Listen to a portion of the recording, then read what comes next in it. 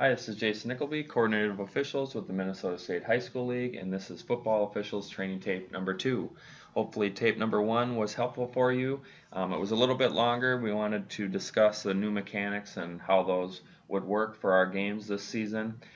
We have a few plays for this training tape, about 6 or 7 plays or so, and we'll talk about mechanics and communication and philosophy. And hopefully these are helpful for you again as we go throughout the season. Again, not trying to pick on any one crew or any one person or any one team, trying to use these to learn and get better as we progress. So with that, we'll get to the plays.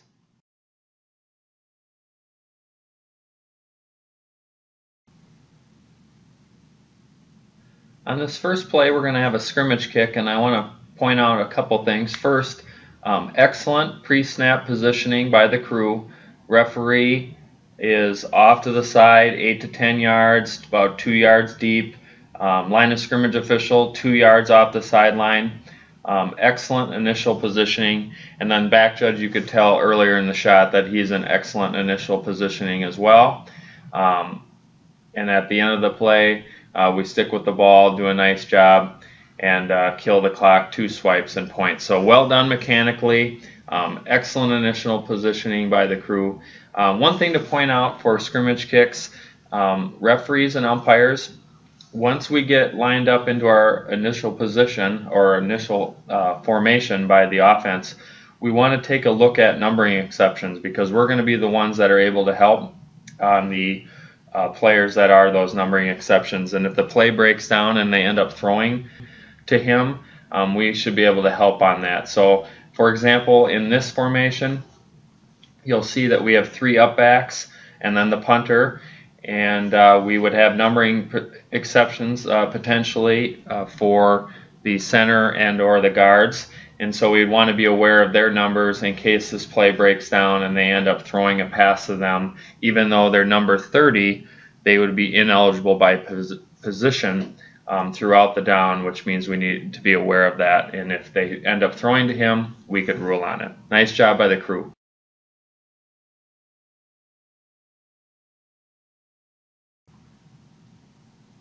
Again, we have a scrimmage kick here, and again, we have excellent pre-snap positioning by the crew, referee and umpire, good spot, head linesman a yard off the sideline, well done. He maintains his spot, and the ball is kicked, and then he moves downfield. Back judge, good initial positioning on the head linesman side of the field, and I'm assuming the line judge was in good initial position as well. Line judges, if you can't get down there and let the play develop and go past you like a regular scrimmage down, it's probably best if you just come to a stop and then officiate blocks, and then you can move to the dead ball spot as necessary. But still good hustle and good coverage. Back judges, no hurry to get a beanbag down here. You can probably slide to the side and get a good look. And then once they make the catch, you can move up to the spot and put the beanbag down for the end of the kick, and then you can continue to officiate blocks and backside.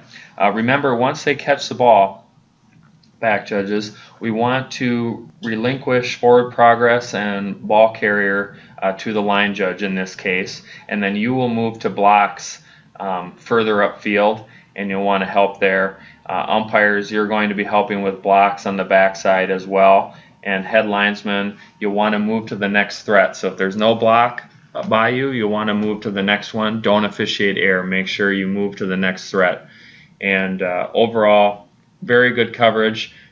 Just remember, work on your pre-snap routine, numbering exceptions, formations, all those kind of pieces, whether the timeout might be needed, etc., and then work into our snap routine and responsibilities and keys, and then dead ball officiating. So well done by the crew on this play. Good initial positioning, excellent coverage, and good dead ball officiating.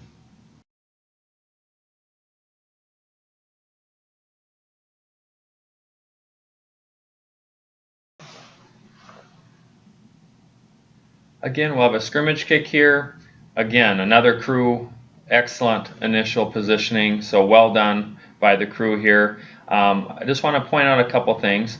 Back judge, when this play is developing and you see that it's a potential for it to go over the return man and towards the goal line, you'll want to work your way backwards at an angle. So back towards the middle of the field, towards the goal line. That way you'll maintain your angle and perspective on the return man and blocks.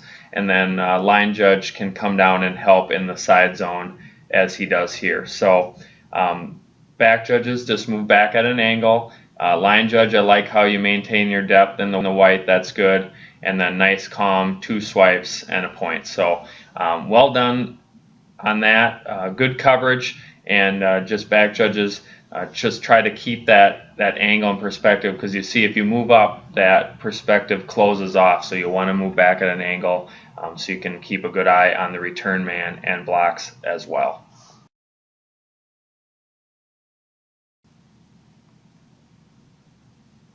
Okay, let's talk about onside kick mechanics. In this situation, we're in obvious onside kick situation coming up, so we're going to bump our line of scrimmage officials up to the 50, so H and L, and then back judge and umpire, you're going to move to the kicking line. First thing, we should always treat every kick like it's going to be an onside kick. So I encourage you to have a beanbag in your hand at the beginning of the play, and just assume that every kick is going to be goofy or be an onside kick or do something you don't expect. That way we don't get caught off guard. And we want to really steer away from doing a big signal, because our signals are really not as subtle as we think. We end up making this real giant signal that's obvious to the other team, and then we have an upset coach because we just gave away the onside kick. And then the other side of it is we get complacent, thinking, well, I didn't see the signal, so therefore there's not going to be an onside kick. And then we end up having one and we get caught off guard. So just recommend that you treat every kick like a potential onside kick, and have a beanbag in your hand and know who can touch, who can't touch, where they can touch, recover, and so on. So initial responsibilities, back judge and umpire, we're going to treat the kicking line like a plane as it relates to encroachment. So make sure that they're entirely behind the line at the time the ball is kicked on an onside kick. If it's a regular kickoff, we can give them a good step over the line and that's fine. But if it's a onside kick, we're going to treat it as a plane. Same thing for R, so we should be aware of that. That's less likely, but we should be aware of it. Okay, once the ball is kicked, the head linesman and line judge need to be aware of how the ball comes off the tee as it relates to pop-up kicks. Referees, don't forget bunch kick as a formation in Minnesota. We need to be aware of that, and that's a pre-kick foul that we need to shut down. And back judges, we shouldn't forget to talk to the kickers about that. Okay, so watch for the pop-up kick. Once the ball is kicked and it's on the ground, okay, now we're going to move to illegal blocks before K is eligible to touch. That responsibility is going to fall on the umpire and the back judge. Okay, we're not going to move on to the field umpires and back judges like we would in a regular free kick on an onside kick situation. Just maintain your positioning 2 yards off the sideline. And then as it relates to touching and recovery, we want the head linesman and line judge to be looking for that. When the ball is legally touched, that's when we're going to have a wind of the clock. So if you have a legal touch and it's not recovered and the play is not dead, we would like to see a wind from you, line judge and head linesman. Even if it's 1 second, we'd like to see a wind and then kill the clock. If it's not legally touched, like in this play, we're going to have the beanbag at the first touching spot, and then we'll end up killing the clock. And it's likely, as in this play, that we will not have any time come off the clock. But if we have any kind of time that needs to come off the clock, it should be at least 1 second. So make sure that after the play is over, we take a look at the clock and see if 1 second came off. And then referees, your initial position is at the goal line, but you can adjust to cover the play in case they pooch kick or try to dump it in the corner or something like that. So On this onside kick in particular, I want to point out a couple things. One, make sure we maintain our depth, so you want to stay 2 yards off the side and officiate the play. When we have the first touching, we have the beanbag, which is good, but make sure we don't go too quick, because if you notice, the ball continues to roll. It now goes a few more yards, and the receiving team picks it up, and he's eligible to return that all the way for a touchdown. Now he just kind of stands there and holds it, and we end up killing the play. So we just don't want to be too quick in case R is aware enough that they are able to take the ball and run with it. So maintain your depth, have a beanbag, wind the clock as necessary, kill the clock when it's appropriate, and just make sure that we don't go too quick.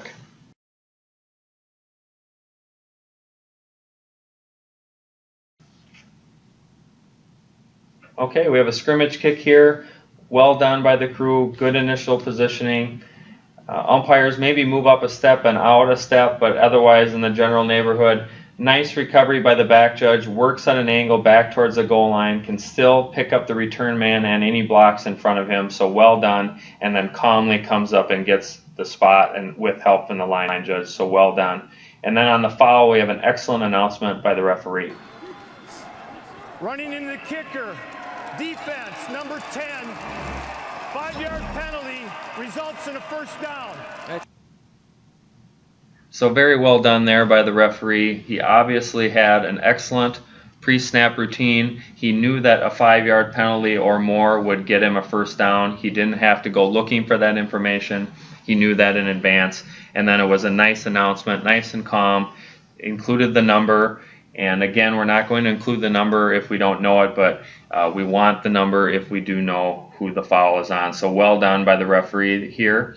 As it relates to running into or roughing the kicker, referees, generally what we're looking for is significant contact displacement to the plant leg for roughing or the kicking leg for running into. Now, if it's charging into, tackles the kicker, that sort of thing, and he doesn't block the punt, we would have roughing still. But generally, we're looking for significant contact of the plant leg or significant contact to the kicking leg, and that would be the differential between running into and roughing.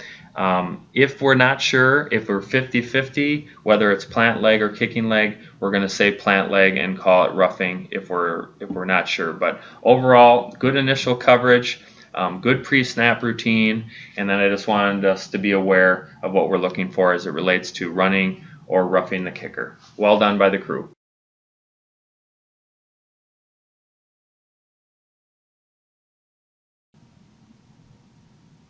Okay, we'll have a regular scrimmage down, middle of the third quarter, working on our pre-snap routine, and we have a run off right tackle, and then we're going to have a fumble. Good coverage. We have a beanbag, referee, excellent, at the goal line waiting for him. If this was more of a interception kind of return, a blocked kick, then referees, we probably want to stay with the quarterback and kicker a little bit longer and maybe let the head linesman line judge get goal line. But in this case, pretty clear-cut fumble return for a touchdown.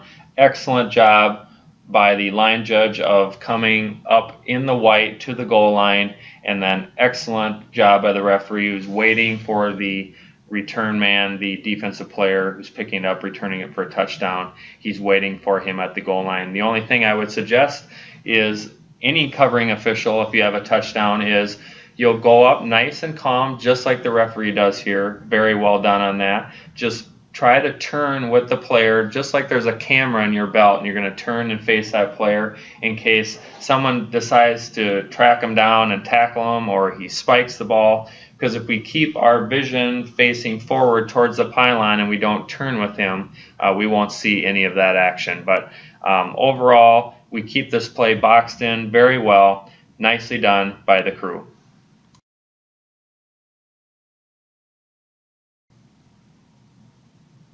Okay, another scrimmage kick formation, this time a spread type of a formation. Again, referees and umpires will want to take a good look at those two inside guys on both sides and probably take a look at the snapper umpires so that we can verify numbering exceptions in case the play breaks down. And then excellent mechanics by the line judge, comes down at the snap, picks up that we have a bad kick, the shanked kick, and then he kills the clock, picks up the referee, and then finds that spot, puts his hand down, and then points that it is ours ball. So well done by the line judge. Picks up the referee with his hand in the air, and then he chops it, and we're at a big line, so that's well done there. Good coverage. Just one thing to point out on this, referees and umpires and line of scrimmage officials, when we have kicks that are coming out of the end zone, remember to communicate about who has goal line and who has end line, so that we're not caught off guard if something happens on a bad snap or something similar.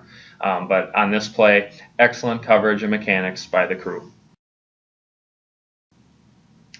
That's it for training tape number 2. Thank you for watching the plays, and hopefully they're helpful for you. Good luck if you have a scrimmage on Saturday. Hopefully you can see some snaps before we get going, and then we'll have another tape next week before we get going with the first games. I know we have some 0-week games this week, but good luck to everyone whenever your first game is, and I hope you have a great time out there. We'll talk to you next week.